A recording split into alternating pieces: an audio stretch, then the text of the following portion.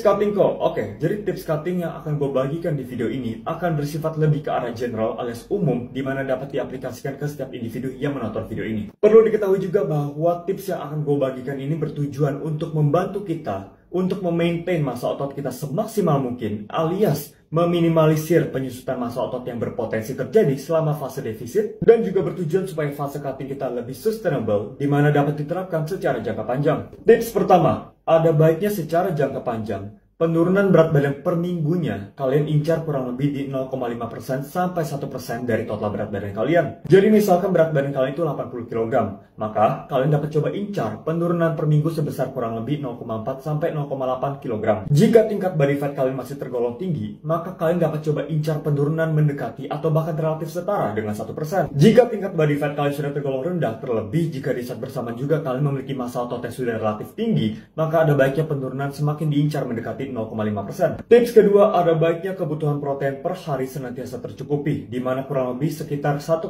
sampai 2,2 gram per kilogram total berat badan atau 2,3 sampai 3,1 gram per kilogram total lean body mass. Di mana semakin rendah tingkat body fat kalian, terlebih jika di saat bersamaan kalian memiliki tingkat massa otot yang sudah relatif tinggi, maka ada baiknya semakin mendekati batas atas rekomendasi. Tips ketiga, ada baiknya mayoritas makanan yang kalian konsumsi dalam satu hari itu memiliki tingkat proses yang tergolong relatif rendah. Dengan demikian, maka secara tidak langsung di satu sisi dapat meningkatkan porsi makan yang dapat kalian konsumsi dalam satu hari sehingga akan lebih mengenyangkan, dan di sisi lain dapat meningkatkan kompleksitas nutrisi mikro seperti vitamin dan mineral yang kalian konsumsi dalam satu harinya. Tips keempat, ada baiknya frekuensi makan dalam satu hari kalian dapat coba terapkan kurang lebih di 3-5 kali makan dalam sehari, di mana dapat disebarkan secara merata dalam satu hari serta mengandung protein pada setiap mealnya. Tips kelima, kalian dapat menambahkan variabel kardio. Memang benar bahwa kardio itu tidak bersifat wajib dalam hal menunjang weight loss dan fat loss. Tapi, dengan menambahkan variabel kardio, maka dapat meningkatkan total kalori yang kita bakar dalam satu hari, dan secara tidak langsung dapat menyebabkan kita untuk bisa makan lebih banyak dalam satu harinya juga. Tips terakhir, namun tidak kalah penting, yaitu cukupilah tidur dan managelah stress level kalian secara jangka panjang. Oke, jadi sekian tips sederhana yang dapat gue bagikan. Mengenai program latihan, itu tidak ada perbedaan antara bulking dan cutting. Tapi, umumnya akan ada penyesuaian sedikit dengan kapasitas recovery kita yang akan cenderung menurun selama berada di fase defisit.